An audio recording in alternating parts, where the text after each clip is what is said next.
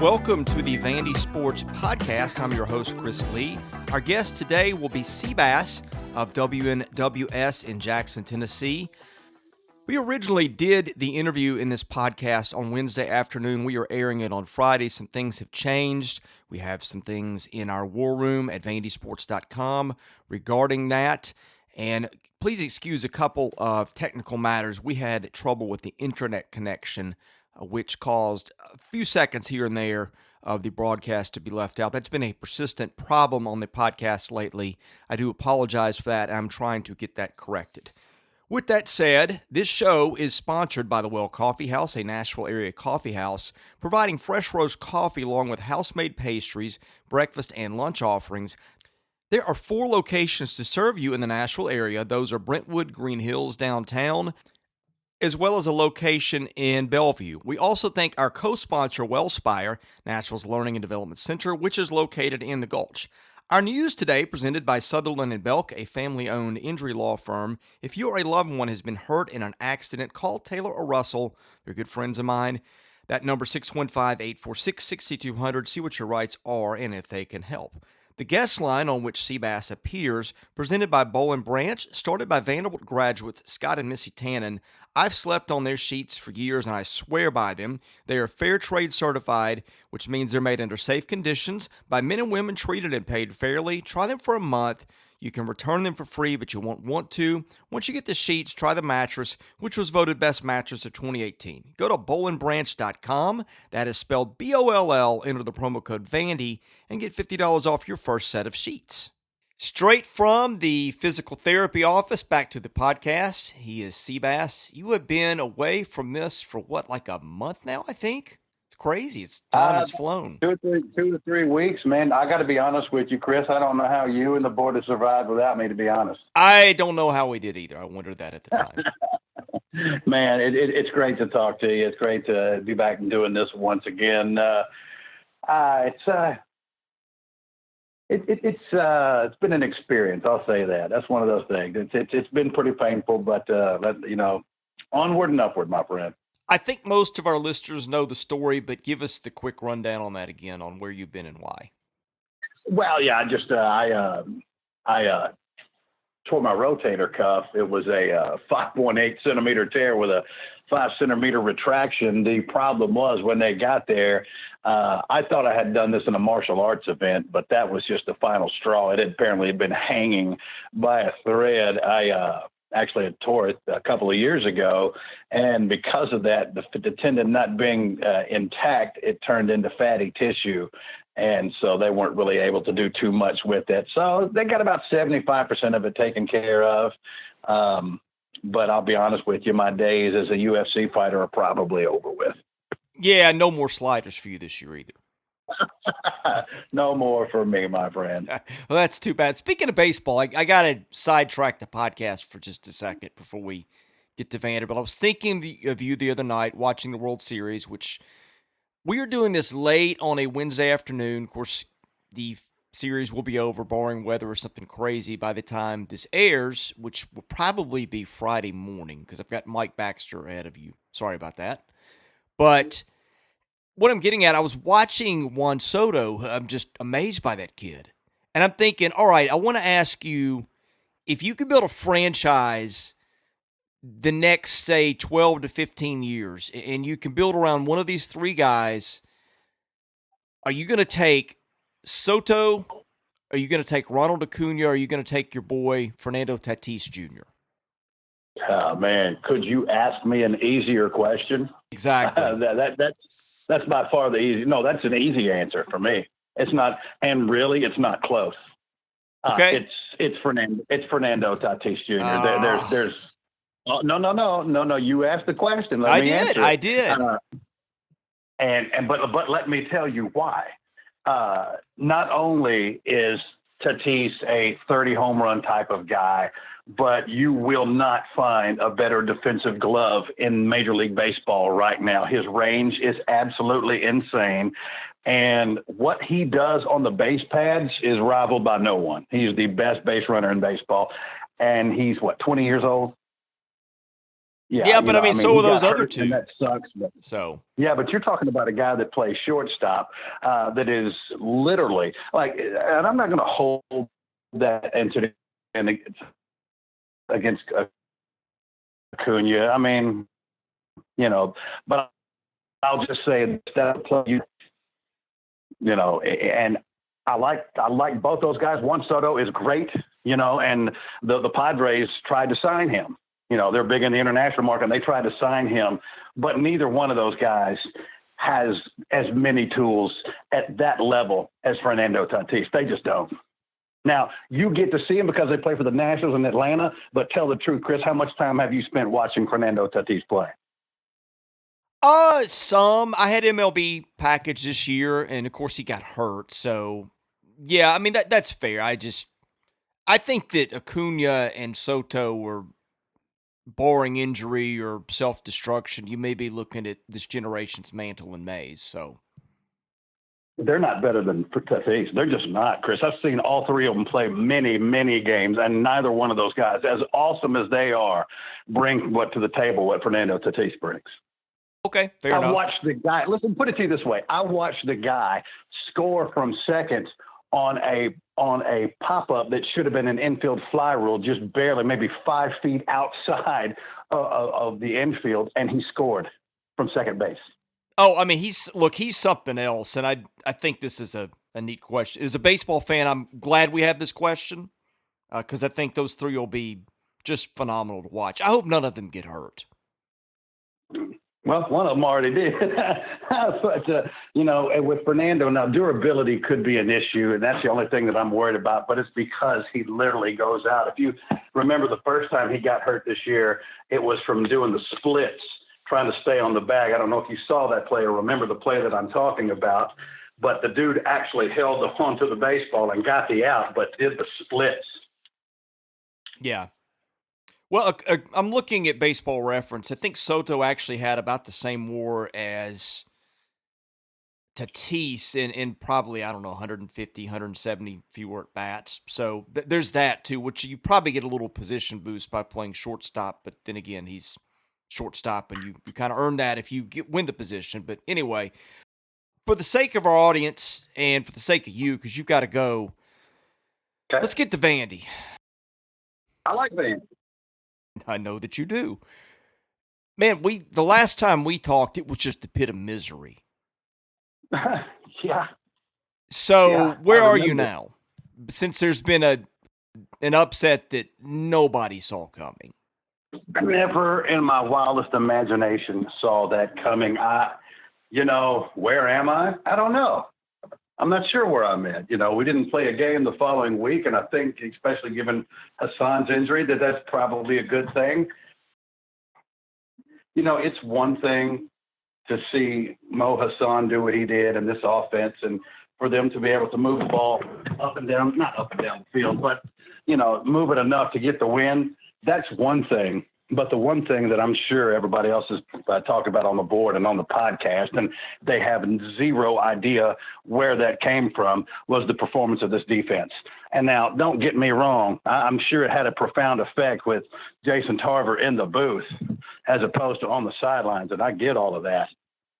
But I haven't seen that defense out of this program in a few years. They're aggressive.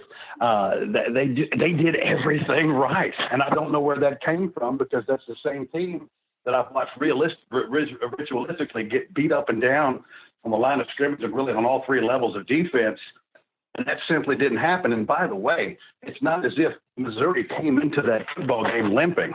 Now they came into Lexington limping, but that wasn't the case in Nashville. I don't know where that effort came from.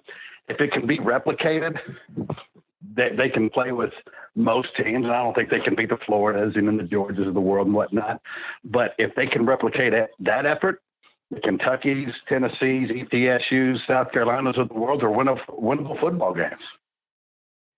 Okay, I'm going to ask you this, and I have no hidden agenda or answer in mind. I don't know what the right answer is, honest to God.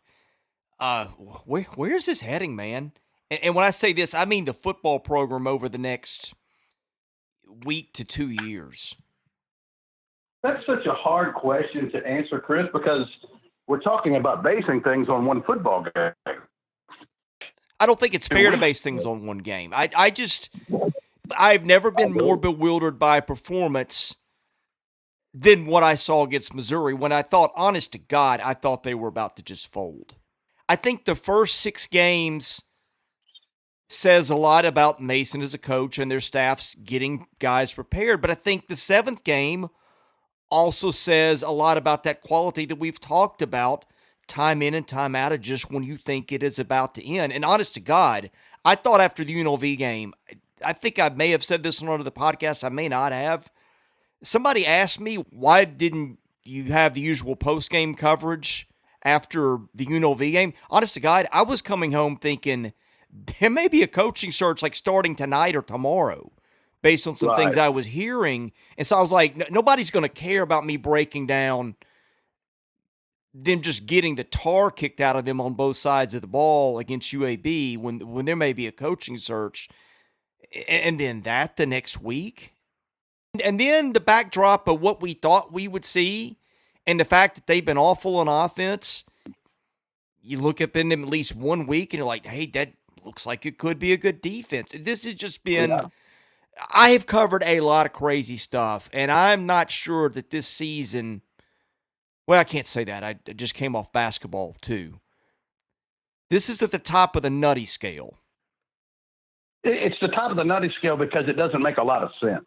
You tweak a few things here and there. The effort's better one week from the other, but this looked like a completely different football team from all the other 6 games before it in basically every way. And I think you know me well enough to know I'm talking a lot more than just Mo Hassan being the quarterback.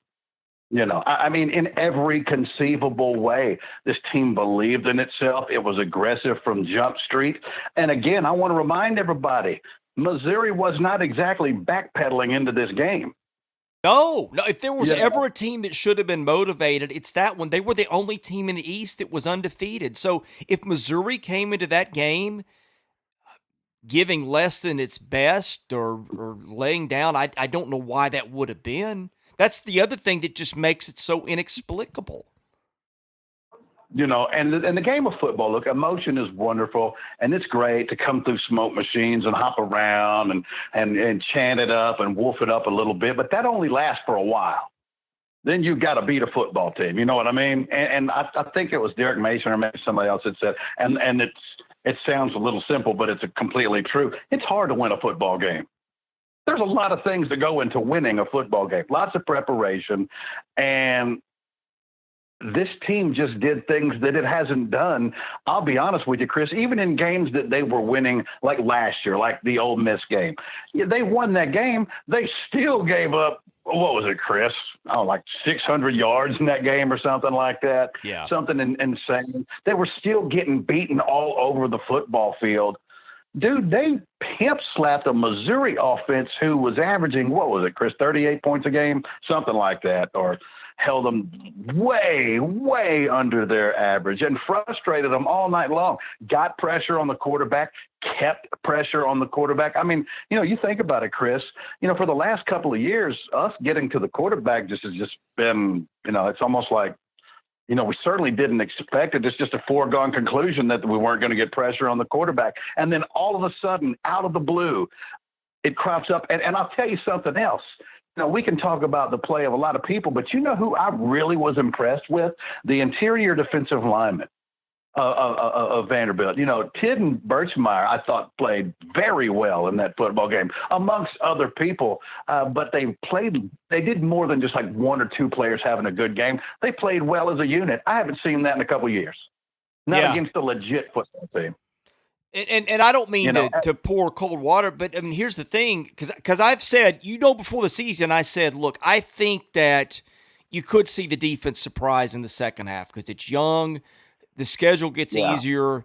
Guys learn the systems. At some point, it just clicks. So I think that's a possibility. I mean, it may be what happens. But I remember the last time I kind of bought in was the UT game.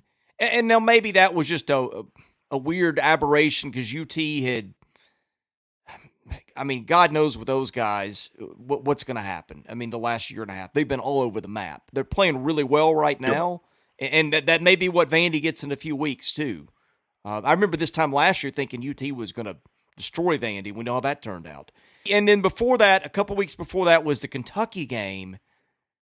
And that was a weather thing, and Kentucky couldn't throw the ball, and that wasn't a great offensive team. But so you're like, okay, the defense has finally come together, and then they go out and just get absolutely plastered by Baylor. And then the first 6 weeks of this year weren't that good. So, again, it's been all over the place. It has. I just would say this now. Two things. One, you know what I would be really interested in seeing in the final regular season game this year is what if we get the Tennessee that played South Carolina this past Saturday, and what if we get the Vanderbilt that played Missouri 11 days ago? What happens then? Yeah, that's a great question. I mean, for Vanderbilt, it's sort of like I say with South Carolina. I'm not going to pick Vandy to beat South Carolina this weekend because Carolina just has their number until they don't. And with Vanderbilt, I think if those two teams in the ballpark, don't you have to kind of make the same assumption? I think so. You know, again, this is very different for me. This came out of nowhere. But one thing that I would say, you know, because I know there's a lot of people that are a little bit kind of they're glad we won, but they're also like, you know, where the crap was this? Here's the only thing that I would say: is it's cool to ask that question, but I would take the time to appreciate this effort and to because think about it like this. If you get the other side of the coin, you're certainly going to have some emotions about it. You're going to be pissed off. You're going to want analysis of it. You're going to want no questions. You're going to want to know why, and you're going to be angry. So when you get the other side, when you get what we got in Missouri, I mean, I don't want to be to the point where we're so far gone that I can't appreciate an effort like that I can't relish an effort like what we saw 11 days ago. So I made sure to do that. You know, I'm asking the question, where has this been? But at the same time, I'm also taking the time to appreciate the type of effort we saw. Now, I will also be the first to tell you, and I get it. It's an emotional deal. The dude had everybody in the world pounding on him, talking about it in the public eye, asking questions about his future and all this other stuff. And I love Coach Mason. You know that I do. I did not like that reaction. I did not like that reaction because he has to know. You can't just come out and tell me you have no right to. We have completely laid an egg in my 6th year. We have lived up to zero expectations. I lost by 24 to a terrible, terrible UNLV team 7 days before that. Don't tell us we don't have the right to question that because you're a Vanderbilt man. We love the fact that you're a Vanderbilt man. We want to keep supporting, but don't sit there and tell the fan base they have no right or anybody else to question you or the decisions that you do when almost everything you've done this season has turned out to be absolutely wretched. You know, so we're happy with this effort, and we love the fellas, we love the guys, and we want that to keep being the case. But his reaction to me was terrible. Yeah, and I saw kind of humble Derek at Tuesday's press conference. Maybe that just was a reaction in the moment. I didn't like it either. I mean, and really, who cares? Because say they, by miracle, go to a bowl other than the APR way, nobody's going to care. And let's say that they lose out other than maybe ETSU, nobody's going to care either. And really, I don't think the Missouri game really changed anybody's opinions. I wondered if there would be this, because most of the fans want them to make a change. I think you and I both have read the board enough to know that.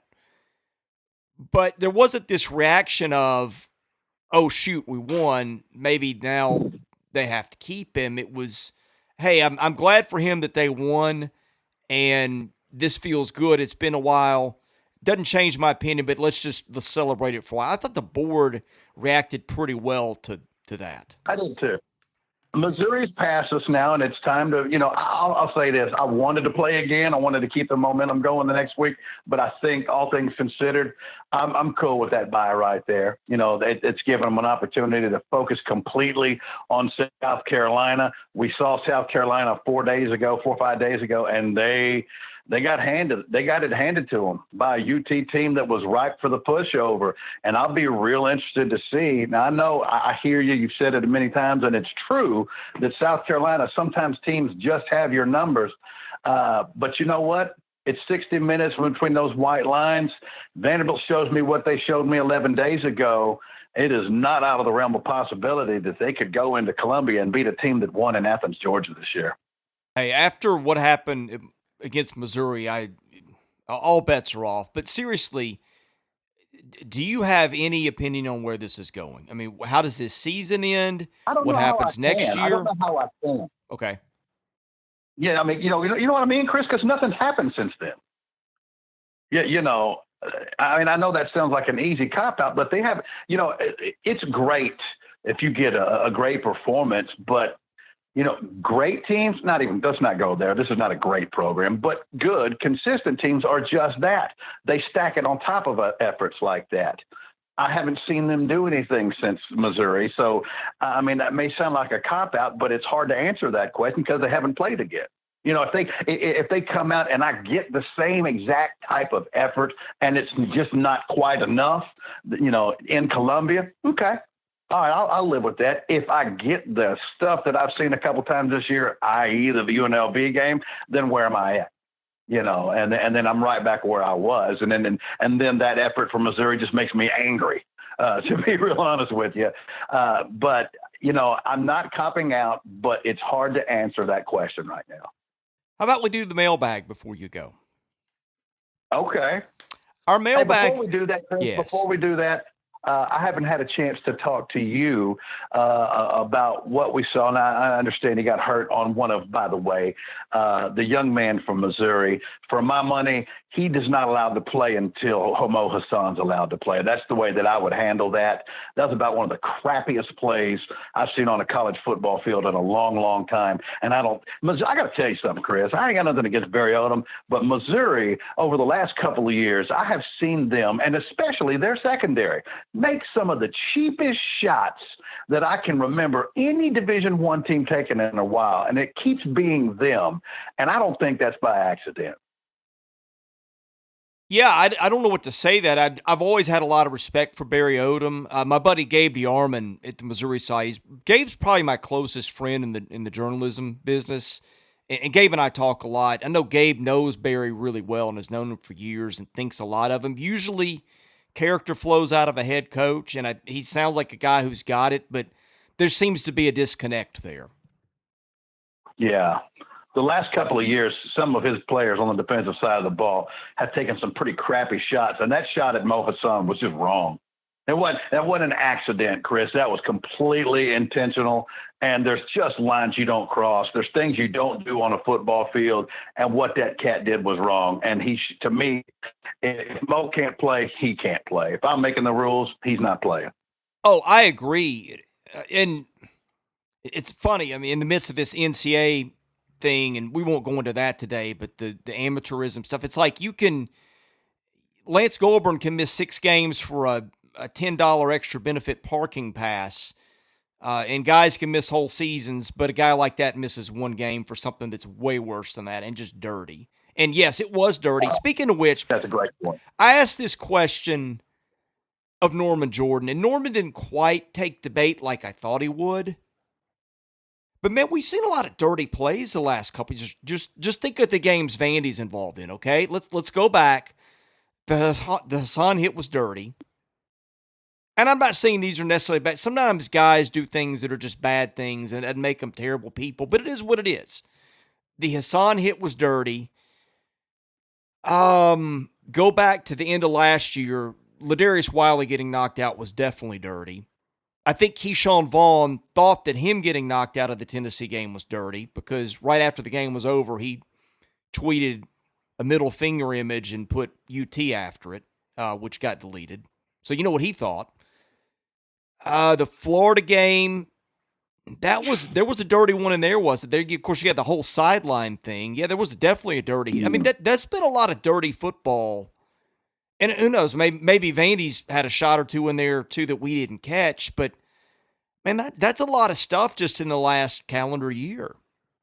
Especially with targeting now in play, where they go back and review and take a look at it and kick your butt out of the football game. I'll just say this about that.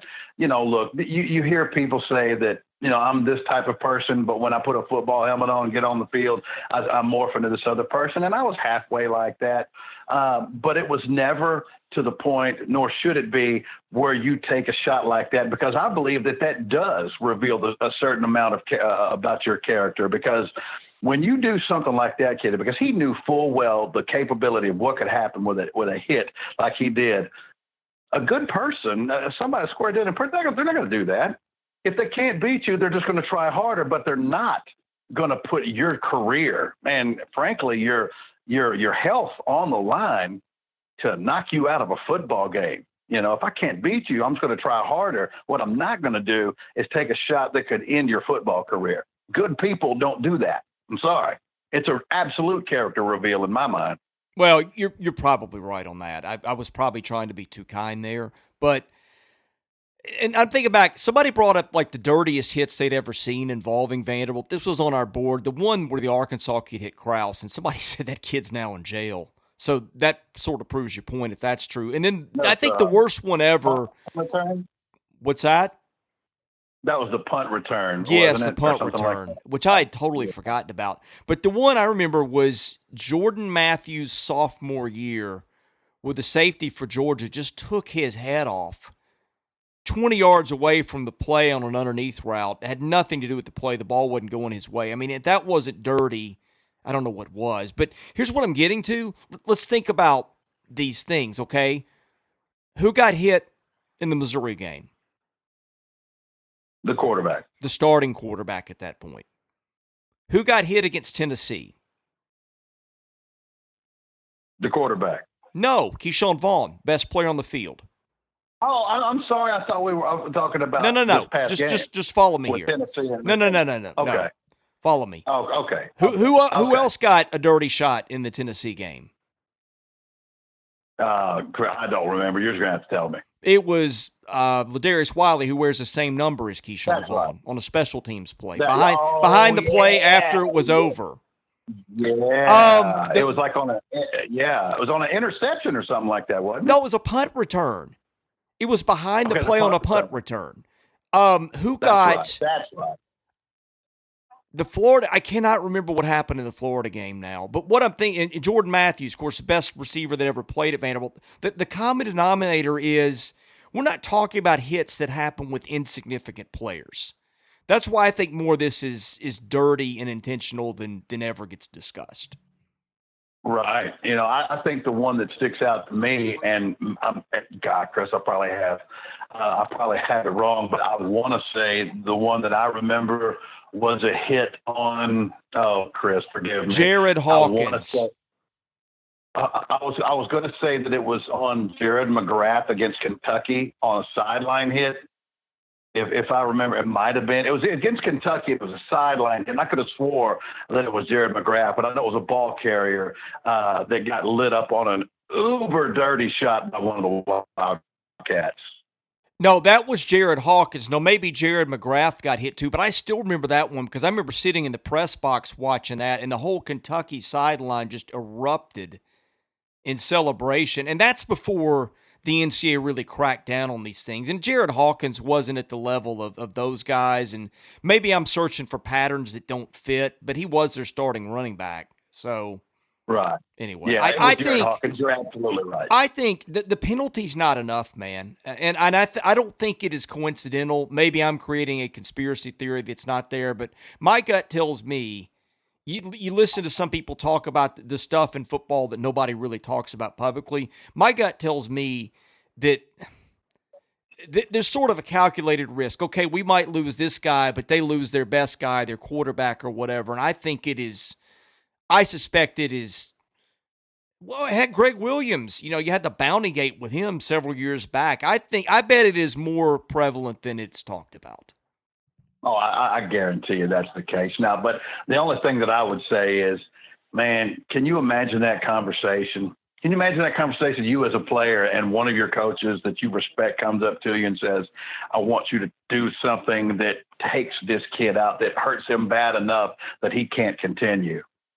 No thanks. Because I got to be honest with you, Chris, my coach can't ask me that. No. That'll be the last time he talks to me, I promise. Yeah, a coach asking me to do. I never played, but to me, a coach asking me to do that, you lose my respect for good. Yeah, So yeah, yeah. I won't play for someone like that. And I would hey, hope that did not happen, but you never know. let's do the mailbag quickly. Just got a couple of questions before I can get you out of here. The mailbag sponsored by Vanderbilt fan Josh Minton, an independent insurance agent operating out of Brentwood. Looking for a one-stop shop to take care of your insurance needs? Josh has you covered. Call him today, 615-933-1979. Email him at josh@hqinsurance.com. Follow him on Twitter at Josh Minton HQ, on Facebook at facebook.com/JD Minton HQ. No dirty business with Josh. He's my insurance agent. Give him a try. Tell him you heard about it on the podcast. Good dude. 96 door says, from an X's and O's standpoint, what did you see differently against Missouri? What does Vanderbilt need to do against South Carolina on defense to have a chance? It's just been a couple of weeks, and a lot of that time was spent in a pain medication induced. I don't even know what you call it, but from a schematic standpoint, I thought they disguised pressure a little bit more. I'm not used to seeing them send anybody, and they did that a little bit more. I thought they did a pretty decent job of confusing some of the blocking schemes for Missouri and getting. How many sacks did they end up having in that game? I'm trying to remember. It was like 3 or 4, maybe 2 or 3, something like that, which is a lot for us. 3, yeah. Which is a ton for us. Is that the most in any game so far this year? Oh, it's got to be. I think it would have to be, and it was coming from different places, and we didn't really see that a lot. And I get it. Everybody wants, let's sit in the house every time. You can't do that, and that doesn't work. But I thought they did a good job of disguising that. Other than that, I just thought the personnel played better, Chris. It wasn't even a matter of the X's and O's defensively for me. Other than what I just mentioned, I just thought that they performed better. It reminded me, and I said couple months ago, like his defenses never line up like Woody's defenses or Shoop's, where like you feel like the opponent's like just a little uncomfortable or off guard or not expecting something. Like they always have the knack for making the right call. That's exactly what that looked like. Yeah. Believe me, if you think it caught Missouri off guard, think about how it caught our fan base off guard, who watches every play of every game they play. Oh, yeah, that was the most bewildered fan base I think I've ever seen after that game was over. You imagine Missouri's fan base? Oh, I think there was an angry bewilderment on that sideline. So, which was fine with me. And by the way, not that we had a sellout or anything like that, but I was pleasantly surprised at the turnout of our fan base. It wasn't great, but for us and all things considered, there were more people there that were pulling for Vanderbilt than I expected to be after the UNLV game. Yeah, I did too. I was surprised at the crowd. I don't know what the breakdown was, but there were definitely more Vanderbilt people there. And sure, some of that was homecoming, but they had a lot of reasons not to show up. Yeah, people could have just come in town for reunions and stuff, but they did go to the football game, so there was that. There is that. What else you got? Mr. Vandy says, welcome back. Hope you're doing well. And how much better did you feel after the win against Missouri? What are your expectations going forward? I think I've already asked you all that, but if you got something you didn't come with earlier, have at it. Well, I felt great. Obviously, it made my weekend. I walk around on cloud nine. What do I expect going forward? I'll just say this. I told you I don't know what to expect, but one thing that I could not abide by would be a regression. Not at this point. You showed me you showed me your hand. You showed me what you're capable of. And frankly, other than Florida, the Missouri team that at least walked into that stadium is the best team left on our schedule at that point. Now, the one that played in Lexington last Saturday, looked more like Vanderbilt playing UNLV, but just from a pure stuff standpoint, potential, I'm trying to remember, hasn't Missouri already beaten South Carolina this year? Yeah, I think beat them handily. Now Florida may like a word with you in terms of toughest opponent left on the schedule, but otherwise, yes. Oh, that's what I said. Sorry. I thought I said other than Florida. If I didn't, I certainly meant to. Yeah, other than Florida, the effort that I saw 11 days ago is good enough to play with and potentially beat any of these teams left. And so I expect that now. I don't know if I'm going to get it, but that's what I expect. Now, before you ask the other question is this now, and I know that Mo Hassan is in concussion protocol, but let's say he's good to go Saturday in Columbia. What were your thoughts? I mean, look, I'll say he's limited as a passer. He's a decent passer. He's a very good runner. There's no question about that. But just how good can he be? I mean, because at the end of the day, the sample size is still very small. I think you're looking at the best case scenario. I think they need their defense to keep the scores low and Vaughn to make just enough plays and Hassan not to mess it up. I don't mean to be bleak, but I just have never seen Mo Hassan just light up secondaries at any point in practices or whatever. And honest to God, I was told he threw 3 pick sixes in one practice leading up to the Missouri game. So there was that too. Now, and let me say this, of course, having 5 certainly helps. There's no doubt about that. But I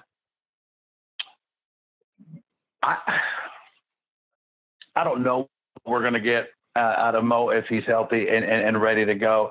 I certainly think that you're right about that. The defense needs to come the way that it has and not force him to get into a track meet by any stretch of the imagination. But, I think one of those things that really kind of shook Missouri a little bit is this is not what they were expecting.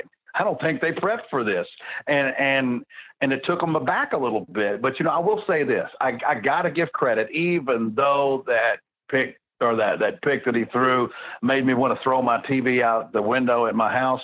I got to give Riley some credit. He stepped up when they needed him to and made a couple of really nice plays that helped us win this football game. He's caught a lot of flack, deservedly so at times.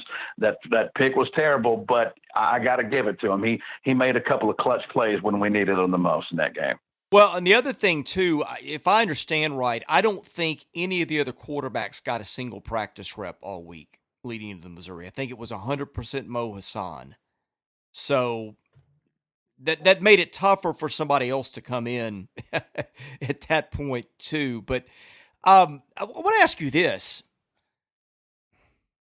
because I think I know my answer. Although if I answer it the way I want to answer it, it means they can hardly throw the ball at all. I think I'd almost rather see Mo Hassan with more rushing attempts than passing attempts. I did think he showed some wheels to some degree, to the point where I thought he ran better than his line showed, or that being his stat line, not his offensive line. But but then it's like, okay, well let's start fooling around with number of plays here, okay? Let's say let's say that you get, I was going to say 60 plays in a game. Well, they had 61 last game, so that's pretty close. 60. Okay, so what do you do with 60? I think Vaughn gets half those touches, right? I think he's got to have 25 carries. Yeah, well, I mean, and that may be 25 carries and 5 screen passes. I don't really care. I just want the ball in his hands half the time. Yeah, so fine. What do you do with the other? That counts as a pass from Mo Hassan. So but we know what it is. It's not downfield passing. What do you do with the other 30? Well, let's think about this for a second. You said you'd like to have Mo run the football more than throw the football. I think you need to have at least 20 attempts in that game, Chris. I think anywhere between 17 and 20 attempts. I think that needs to happen. Maybe more. I would like to see Mo Hassan somewhere in the neighborhood of 16 for 24. So I'm going to sit there. I'm going to put that top line that I want to see. So I'm going to say 24 attempts. I understand where you're coming from with the running more than the throwing. I get that, but I just don't see that being likely. Well, the problem with that is that I think if you throw 24 times, you probably get 1 pick and maybe 2 in there somewhere. Now, the one thing I would, I think here's my answer. Because there's the part of me that's tugging at me is saying, well, you still got Lipscomb and Pinckney, and you need to show that enough. And there's always a chance you can throw the ball up, and one of those two guys is good enough to just make a play on his own, which Lipscomb did once, by the way, against Missouri. But I do want to see some jet sweeps, which we hadn't seen this year. I think that's another thing to keep teams off balance a bit. and maybe let Mo carry the ball 10 times just on keepers on his own, which he got 9 last time. I don't know. I mean, the great answer would that's the just be thing. If give he Vaughn the carries it ball. 10 times, The great answer would be yeah, give but if he Vaughn carries the it, ball 60 times, but I don't think he's humanly possible of doing that. So. yeah, because see, that's the thing. You said you want him to carry the ball more and throw it, but if Key gets 25, 30 carries and Mo runs the ball 10 times, there's still another 15, 20 plays to account for. So in that case, that wouldn't work for him running the ball more than throwing, unless we threw the ball 5 times, 5 to 7 times. That's not going to work. Of course, it's also going to depend on what the game situation is. We're going to be playing from behind. I'm not sure, but I think Mo lives in the 17 to 24 range as far as targets goes. In that game, I think Key gets the ball. And by the way, that includes, some of those things we were talking about, like the screen game. Love the play call there. Key took it to the house in that big play on the wide side flat. Certainly need some of those. But I also agree with you. We need about 3 or 4 plays where we get our motion guy going and jet sweep and using that. Because it gives that defense something else they need to think about. And we got guys who can deliver the mail in that. Guys like Cam Johnson, guys like Kalijah Lepscomb. I'd love to see them get the opportunity to do some things like that. And I think that's where that extra 4 or 5 plays comes over the course of the game. I wonder what the lowest amount of snaps you could have in a game would reasonably be, like for both sides. For both sides? Yeah. The lowest? Because, like, if you have 30, then that's probably not going to be good. But, if it's you. But if the other guy has 32, like then maybe not. Yeah, I was going to say something like 65. I probably wouldn't want to watch that game, to be real honest with you. And that's kind of the territory they've been in all years. They've been playing these slow-paced games and just getting killed anyway. So, yeah, that's right. That's right. I know you are past time when you said you needed to go. Anything else before we go?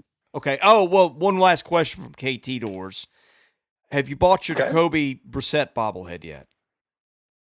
I have not bought my Jacoby Brissett bobblehead doll yet, but I am all in.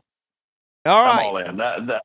They don't need to draft a quarterback. They have their quarterback of the future. I believe that with everything I got. Because the truth is, if you look at it and you take a look at the receiving core outside of T.Y. Hilton, they don't have anybody who stepped up as that number 2. Remember, Devin Funchess went down. Deion Kane's been a bust. Chester Rogers is not overly skilled. I mean, they use their tight ends and run the football well, but other than T.Y. Hilton, Chris, if I hadn't said those names to you, could you have named the second receiver? Probably not. That's my point. And he's still finding a way to get the job done. And that play that he made in the end zone, shaking off Von Miller and throwing a 45-yard dart right there into the hands of T.Y., who toe tapped it. They don't make that play, they don't win that football game.